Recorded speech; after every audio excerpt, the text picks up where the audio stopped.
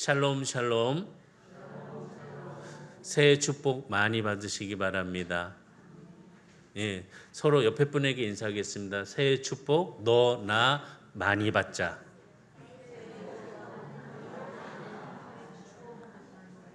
예, 금요일날 이렇게 한 집사님이 이렇게 인사했으면 좋겠다라고 얘기하더라고요.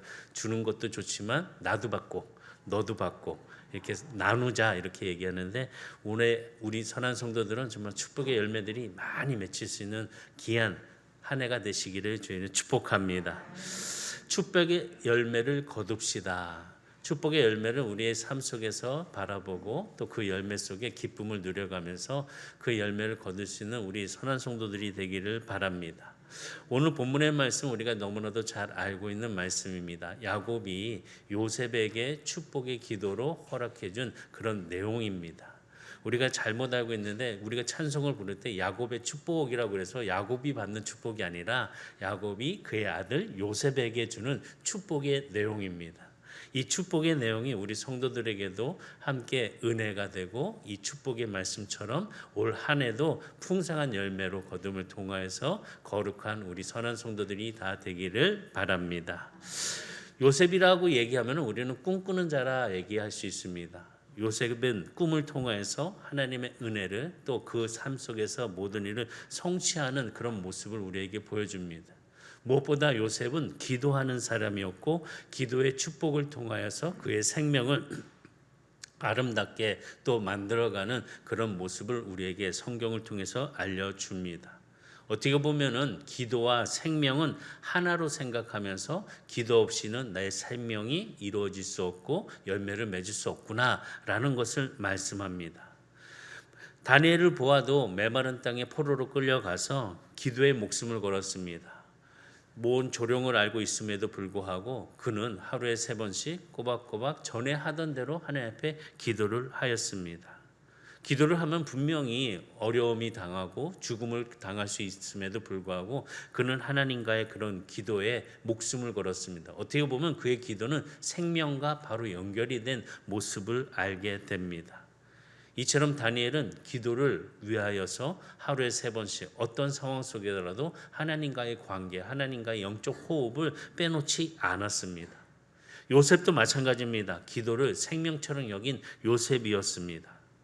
바로가 꿈을 해석해 달라고 하였을 때 요셉은 그 꿈을 해석해 주는 분은 하나님이시다라고 고백을 합니다. 내가 해주는 것이 아니라 하나님의 지혜로 그 꿈을 해석해 주는 은혜가 있다라고 요셉이 다 바로에게 이야기를 합니다. 요셉은 그 이야기를 듣고 바로 하나님 앞에 무릎을 꿇고 기도하는 모습을 우리에게 보여줍니다. 기도하는 모습은 뭐냐? 바로 하나님 앞에 도움을 구하는 자세를 무릎으로 꿇었다는 것입니다. 우리가 2026년도의 새로운 시작을 하나님 앞에 무릎을 꿇고 도움을 구하는 자세를 요셉처럼 한다면 우리들의 그런 무성한 가지들은 담을 넘어서 풍성한 열매로 축복을 받게 될 줄 믿습니다. 무엇보다 요셉의 생애 속에서 보게 되면은 그는 하나님을 의지하는 삶을 살았습니다. 어릴 때부터 그 고통과 아픔, 친구들 많이 있었지만 형제들에게 외면을 당했습니다. 왕따를 당했습니다. 또 아무런 그런 죄도 짓지 않았지만 무고한 그런 죄 때문에 그의 인생은 어둠 속에, 감옥에 갇히게 됩니다. 또 감옥에 가서도 많은 일, 하나님의 은혜로 많은 사람들에게 은혜를 주었지만은 그 사람들이 밖에 나가서 요셉을 기억하지 아니하였습니다. 그럼에도 불구하고 요셉은 하나님과의 관계를 위해서 기도로 끝까지 최선을 다하는 그런 모습을 우리에게 보여줍니다. 이런 모습을 알고 있는 야곱은 마지막에 축복해 줄 때 요셉을 특별하게 기도와 사랑을 함께 하여서 축복해 줍니다. 사랑하는 사람을 있다면 축복 기도를 합니다. 축복 기도를 가진다면 그것은 분명히 사랑하는 사람이 있다는 것입니다. 우리 선한 성도님도 2026년도에는 기도하시기 바랍니다. 사랑하는 사람을 위해서 기도하시기 바랍니다. 축복의 은혜를 가지고 축복의 사랑이 기도로 연결이 되었으면 좋겠습니다. 옆에 분 보시면서 내가 너를 위해 기도할게. 이렇게 오늘 왜 이렇게 힘이 없으시죠? 새해인데. 예. 말처럼 붉은 말처럼 뛰어야 될 텐데 아직 그냥 마구간에 묶여 있나 봐요. 좀 뛰어야 되는 이런 기도는 씨앗과도 같습니다. 기도는 심는 대로 그 열매를 맺게 되는 씨앗과도 같습니다. 기도하는 사람은 그 기도하는 사람의 생애의 미래를 위해서 축복하며 기도를 합니다. 기도하는 사람에게 그 자녀들이 있다면 이 자녀들을 위해서 축복하면서 그 미래를 함께 하나님께 맡기면서 기도하는 것을 보게 됩니다. 이 기도를 통해서 우리의 삶의 영적 은혜를 함께 누려갈 수 있는 그런 건강한 기쁨을 갖고 요새처럼 그 가지가 담을 넘어가는 축복을 경험할 수 있도록 우리가 기도해야 한다는 것입니다. 기도하는 사람에게도 요셉을 보았듯이 시련은 있습니다. 어려움이 있습니다. 고통이 있습니다. 기도하는 부모에게 자식들이 잘 되고 형통하는 그런 은혜를 누릴 수도 있지만 또 반면에 역경과 고난이 자녀들에게 찾아올 수도 있습니다. 기도는 심는 씨앗, 이 심는 씨앗 중에도 그 시련과 고통이 함께 동행하고 있다는 것을 우리는 알아야 합니다. 그리고 그 이후에 그 고난과 역경을 지나고 난 다음에 아름다운 열매를 맺는다는 것입니다. 우리가 보았듯이 희망찬 미래는 바로 즉시 오는 날이 아닙니다. 고난을 통과하고 시간을 지나야 되고 여러 역경을 지나고 난 다음에 아름다운 열매를 맺고 밝은 내일이 찾아온다는 것을 보게 됩니다. 기도할 때 눈물로 씨를 뿌리는 자에게 하나님께서는 기쁨으로 그 단을 거둔다라고 말씀하신 것처럼 그 고난과 역경을 함께 지내고 있는 자들에게, 기도하는 사람들에게, 그 나무 심는 자들에게는 그 미래가 함께 이루어짐의 축복이 있다는 것을 말씀합니다. 그렇기 때문에 우리는 숨을 쉬듯이 기도하는 성도가 돼야 합니다. 하나님과 영적 교류가 일어날 수 있는 그런 축복의 대화가 이루어지는 삶이 돼야 한다는 것입니다.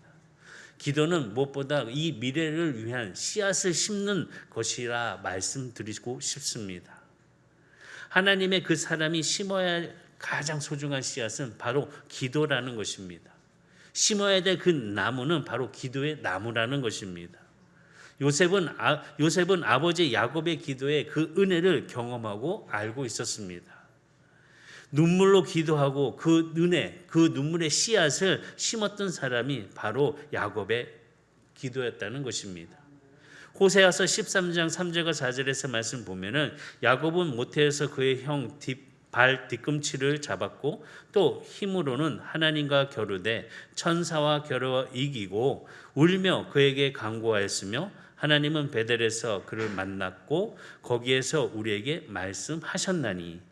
야곱은 기도하는데 울면서 기도하는 그런 모습을 보여줍니다. 하나님과의 관계를 소중하게 깊이 하고 있다는 사실을 말씀합니다. 울면서 기도했다는 것이죠. 기도하는 야곱의 생애는 정말 큰 은혜를 경험합니다. 특별히 하나님의 축복을 경험합니다. 이 축복 속에서 이 기도의 씨앗이 요셉을 통하여서 그 축복이 이어지는 은혜를 나타내는 것을 보게 됩니다. 기도를 아는 사람, 기도를 통해서 하나님을 경험한 사람들은 이 기도를 멈출 수가 없습니다. 그리고 이 기도를 강조할 수밖에 없습니다. 기도를 많이 하고 하나님의 은혜를 경험했던 사람들은 이야기합니다. 기도해봐. 하나님과 기도해봐. 하나님은 들어 응답하셔. 하나님께서 역사해 주신다고 기도해봐. 이런 경험이 있는 자들은 기도를 알고 기도를 통해서 하나님을 함께 나누도록 허락한다는 것입니다. 창세기 49장에 보면 야곱의 그 생애의 마지막에 12아들을 불러서 축복하는 장면이 바로 49장의 말씀입니다. 야곱의 축복은 무엇보다 자녀들의 미래에 대한 그 축복의 예언의 기도가 담겨져 있습니다. 49장 1절의 말씀 보면 야곱이 그 아들들을 불러 이르되 너희는 모이라. 너희가 후일에 당할 일을 내가 너희에게 이르리라. 후일에 당할 일을 너희에게 이른다. 야곱에게는 12명의 아들이 있었습니다. 한 사람 한 사람 이름을 불러가면서 야곱은 그 자녀들을 위해서 기도를 하였습니다. 기도가 이 언어를 통해서 이 기도할 때 그 기도를 함께 듣고 있는 자녀들은 그들의 미래가 창조되는 것을 보게 됩니다. 이 언어가 새롭게 바뀌고 그 새로움을 통하여서 힘을 얻을 수 있는 축복이 된다는 것입니다. 우리의 말은요, 보이진 않지만 능력이 있습니다. 힘이 있습니다. 하나님의 그 크신 은혜가 우리의 입술을 통해서 선포될 수 있습니다. 그렇기 때문에 우리는 하나님 앞에 이 입술을 통해서 기도하는 자가 되고 이 기도의 언어를 하나님 앞에 드리는 축복이 되어야 합니다. 야곱은 자녀들을 위해서 축복 기도를 했습니다. 장래뿐만 아니라 이 축복의 길을 함께하는 은혜를 통해서 그 자녀들을 위해서 기도를 하였습니다. 근데 대충 한 기도가 아니었습니다. 한 사람 한 사람 그 한 자녀 한 자녀를 분명하게 알고 그 기질에 따라서 기도하는 야곱을 보게 됩니다. 자녀들의 과거에 대해서, 자녀들이 지니고 있는 이런 성품에 대해서, 그 역사에 대해서 분명히 알고 기도하였다는 것이죠. 우리가 축복을 기도할 때 야곱처럼 해야 합니다. 그냥 두리뭉실 그냥 무조건 주세요 주세요 하고 끝나는 그런 요구가 아니라 하나님과의 관계 속에서 말씀 안에서 주님의 이름을 통하여서 우리는 구체적으로 하나님 앞에 기도를 해야 합니다. 그렇게 하셨으면 좋겠습니다. 그냥 기도라고 그냥 소리 내고 소리 지른다고 그게 기도가 아니라 하나님과의 대화가 되는 기도가 돼야 한다는 것입니다. 야곱은 자녀들의 체질을 알았습니다. 성향을 알았습니다. 성품을 알았습니다. 그렇기 때문에 그 자녀들을 그 한 사람 한 사람의 그 자녀를 따라서 자녀들에게 축복을 해줍니다. 창세기 49장 3절과 4절에 보면 르우벤아 너는 내 장자요 내 능력이요 내 기력의 시작이라 위풍이 월등하고 권능이 탁월하다마는 물의 끓음 같은즉 너는 탁월하지 못하리니 내가 아버지의 침상에 올라 더럽혔음이로다. 그가 내 침상에 올랐었도다.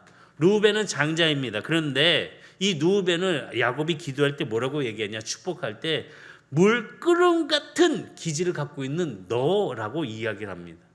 이 물끓음 같은 기질을 갖고 있으니까 정말 탁월하지 못하다는 것을 이야기합니다. 왜냐? 야곱은 르우벤의 그 각오를 기억하고 있다는 것입니다. 무엇보다 탁월함에 이르기 위해서는 자신을 알고 자신을 느끼고 자신을 정복할 수 있는 그런 경지에 이르렀을 때 탁월함이 있다라고 이야기할 수 있습니다. 창세기 35장 22절에 보면 이스라엘이 그 땅에 거주할 때에 르우벤이 가서 그 아버지의 첩 빌하와 동침하매 이스라엘이 이를 들었더라. 야곱의 아들은 열둘이라고 말씀합니다. 르우벤은 아버지 야곱의 첩을 범했습니다. 르우벤이 아버지의 침상을 범했기에 그의 정욕의 물끄러미로 표현하고 있는 야곱의 기도를 보게 됩니다. 이렇게 물끄러미 있으니까 이 정욕 때문에 너는 탁월하지 못하다라고 기도를 합니다. 르우벤은 자기의 정욕 때문에 그 자기를 정복하지 못합니다. 그래서 르우벤은 탁월함을 이루지 못하는 상황이 됩니다. 탁월함에 이룰 수 있는 경지에 이룰 수 있는 것은 뭐냐? 절제인 것입니다. 절제를 잘 알아야지 자기를 쳐서 복종해야지 이 탁월함의 경지에 이룰 수 있다는 것입니다. 우리 선한 성도들이 2026년도에는 이 절제함을 통해서 탁월함을 갖고 있는 성도들이 되기를 주에는 축복합니다. 그런데 르우벤은 물끄러움과 같은 그런 정욕 때문에 이 정욕 앞에 무릎을 꿇게 되니까 이 축복을 받을 때도 그 아버지 야곱은 이 첫째 장자 르우벤에 너는 장자 역할을 하지 못했어. 너는 이런 것들의 문제야 라고 하면서 이 축복의 기도가 이어지는 것을 보게 됩니다. 또 둘째와 셋째 시므온과 레위도 마찬가지입니다. 창세기 49장 5절에 보면 시므온과 레위는 형제요 그들의 칼은 폭력의 도구로다. 기억하고 있습니다.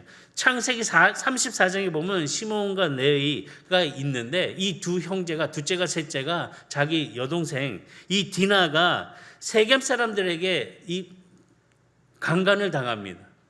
이게 몸을 더럽힘을 받게 되니까 이것을 알고 이 두 형제가 세겜 사람들을 죽일 모략을 세웁니다. 어떻게 세우냐? 너희들은 할례를 해야 돼. 너희들이 할례를 한다면 내 누이 다나를 세겜 사람에게 줄게 라고 이야기해서 이 세겜 사람들이 할례를 행합니다. 이 할례를 행할 때 고통이 심합니다. 3일 정도 되었을 때 제일 고통이 심한 그 날에 시므온과 레위가 칼을 가지고 가서 그 세겜 사람들을 다 쳐 죽입니다. 야곱은 이것을 기억하고 있습니다. 이 기지를 알고 있습니다. 그들의 소유를 기억하고 있는 야곱을 보게 됩니다. 그래서 야곱은 기도할 때 그들의 기질에 따라서 축복하고 있는 것을 볼 수 있다는 것입니다.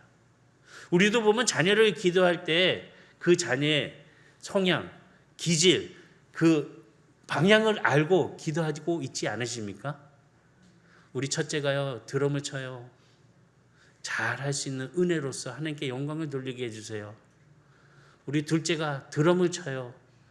하나님께 영광을 돌리는 드러머가 되게 해주세요. 우리 셋째가 기타를 쳐요. 왜 다 치기만 해? 하나님 영광을 돌리는 기타리스트가 되게 해주세요. 뭐 이렇게 하나님의 그 기질에 따라서 기도를 한다는 거죠. 그냥 대충 두루뭉실 우리 아들 기도, 우리 딸 기도 이게 아니라 그 기질에 따라서 기도하는 부모의 마음이 담겨질 수 있는 그런 사랑의 언어가 기도가 되었으면 좋겠습니다. 야곱은 그렇게 기도를 하였습니다. 요셉을 위해서 기도할 때 그 과거, 요셉의 상처들 분명히 그의 성품 안에 있는 것을 기억하고 있습니다. 그의 신앙을 알고 있습니다. 그가 얼마나 고통을 당했을까? 그가 얼마나 상처를 받았을까? 그가 얼마나 고난의 시간을 보냈을까? 야곱을 바라보면서 야, 너는 참 하나님의 은혜의 축복이구나. 너의 승리의 비결, 너의 형통의 비결은 다른 것이 아니구나. 너가 하나님을 믿고 신뢰하고 따라갔기 때문에 그 고통과 역경과 어려움 속에서도 하나님은 너를 축복해 주셨구나 라고 이렇게 야곱은 기도하였다는 것입니다. 이처럼 야곱의 기도는 요셉의 탁월함을 가지고 기도하는 것을 보게 됩니다. 어떻게 보면은 요셉의 자신에게 있다는 것이 아니라 이 요셉을 통해서 보았을 때 요셉은 하나님을 믿고 하나님을 따라가는 그 상태를 바라보면서 그가 믿는 하나님 앞에 축복하면서 요셉에게 기도하였다는 것입니다. 하나님을 믿는 그 마음의 역사가 얼마나 아름답고 귀한 것인지, 그 고통과 아픔과 외로움을 다 이겨버리고 하나님이 함께 해주심의 역사가 요셉을 탁월하게 만들었구나. 기도하면서 하나님 앞에 축복하며 요셉을 품는 그런 마음을 보게 됩니다. 또한 하나님께서 탁월하게 하신 그 은혜를 기쁨으로 기도하고 있다는 것입니다. 모든 성도들의 기도가 요셉이 받은 기도처럼 야곱이 함께하는 그런 축복의 기도가 되시기를 주의는 축복합니다. 요셉은 꿈을 꾸는 자였습니다. 어떻게 보면 꿈꾸는 자는 승리하는 자라는 것을 보여줍니다. 꿈꾸는 자로부터 오는 것이 무엇이냐? 참된 기쁨이고 탁월함 속에서 주신 하나님의 영광의 은혜가 있다는 것입니다. 그에게 꿈을 주신 것은 바로 전능하신 하나님이십니다. 본문의 이 49장 말씀을 보게 되면은 이 꿈꾸는 자의 그 형통의 비결과 축복의 열매가 무엇인지를 보여줍니다. 그게 뭐냐? 뿌리가 하나님께 심겨져 있기 때문에 축복의 열매를 맺게 된다는 것입니다. 좋은 나무에게 필요한 것은 좋은 토양입니다. 좋은 나무라고 해서 풍성한 열매를 맺는 것이 아니라 토양이 좋아야지 이 나무가 영양분을 충분하게 흡수하고 열매도 잘 맺히게 됩니다. 어디에 심겨 있느냐가 참 중요합니다. 스승은 학생을 잘 만나야 합니다. 또한 학생은 스승을 잘 만나야 합니다. 양은 목자를 잘 만나야 합니다. 또 목자 또한 양을 잘 만나야 합니다. 훌륭한 선교자는 훌륭한 청중들을 만나야 합니다. 아멘이 아무도 없으시네. 훌륭한 청중은 훌륭한 설교자를 만들어냅니다. 그렇죠. 아멘에 이렇게 힘이 있고 나면은 이 하나님 말씀 증거할 때 저도 힘이 나요. 근데 그냥 두 눈 감고 자고 있거나 그냥 그러면 그냥 옛날 초등학교 다닐 때 생각나네요. 막 자고 있으면 가다가 자로 그냥 머리 툭 때려가지고 일어나 이렇게. 좋은 목회자는 좋은 성도를 만납니다. 좋은 성도는 좋은 목회자를 만나게 됩니다. 우리 선한교회가 그런 것 같아요. 여기 심겨진 모든 하나님의 자녀들이 담장을 넘어서 축복의 열매로 풍성하게 맺히게 된다면 이 좋은 하나님의 공동체, 이 선한교회가 아니겠습니까? 요셉은 좋은 나무였습니다. 그가 열매를 풍성하게 맺을 수 있는 그런 좋은 토양을 만났기 때문에 요셉은 그 통로를 통하여서 충분한 열매를 풍성하게 맺었다는 것입니다. 다시 한번 본문의 말씀을 우리가 보면은 창세기 49장 22절의 말씀을 다 같이 한번 크게 읽겠습니다. 창세기 49장 22절 시작.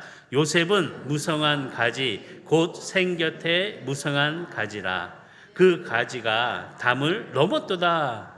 지금 축복을 해주는데 자꾸 반복되는 단어가 두 번 나옵니다. 무성한 가지, 무성한 가지. 이 무성한 가지는 무엇이냐? 이 열매를 맺는 가지인데 이 열매를 맺는 가지는 포도나무를 의미합니다. 이 포도 열매가 여러 개 주렁주렁 달려 있잖아요.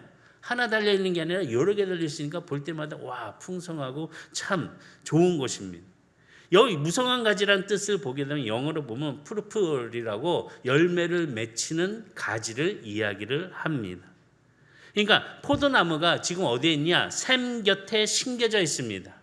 그러니 그 가지가 커서 자라서 담을 넘었다고 말씀하고 있다는 것입니다.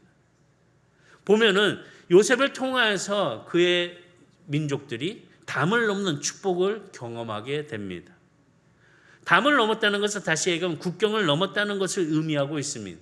가나안 땅에서 그 가나안 땅에 넘어서 애굽으로 미쳤다는 것을 보여주고 있다는 것입니다. 그 가지가 담을 넘어서 애굽에서 열매를 풍성하게 맺히는 축복을 요셉을 통하여서 온 가족, 그의 민족들이 누렸다는 것입니다.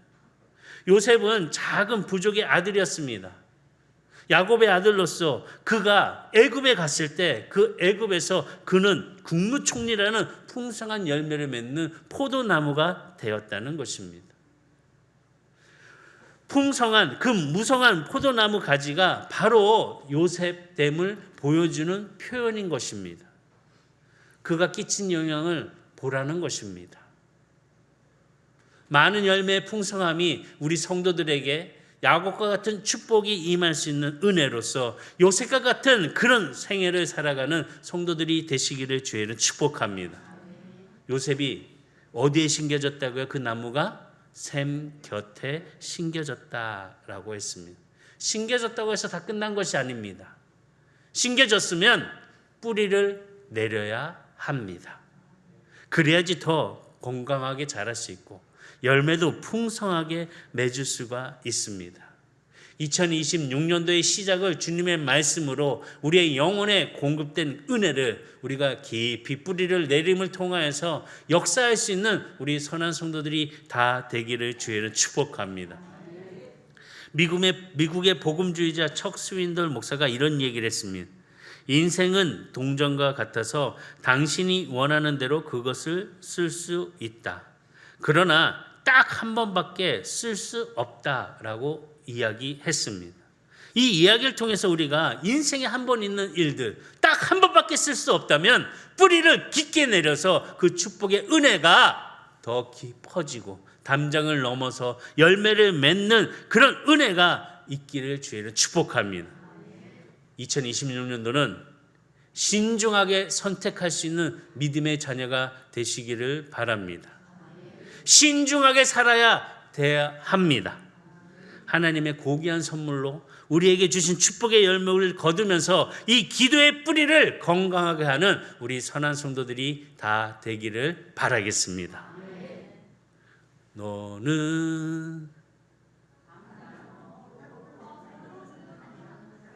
너는라고 해서 기분 나쁘셨나요? 담장 너머로 뻗은 가지. 그 축복의 은혜가 함께 일어나는 우리 모든 성도, 선한 성도가 되시기를 주의는 축복합니다. 기도하겠습니다.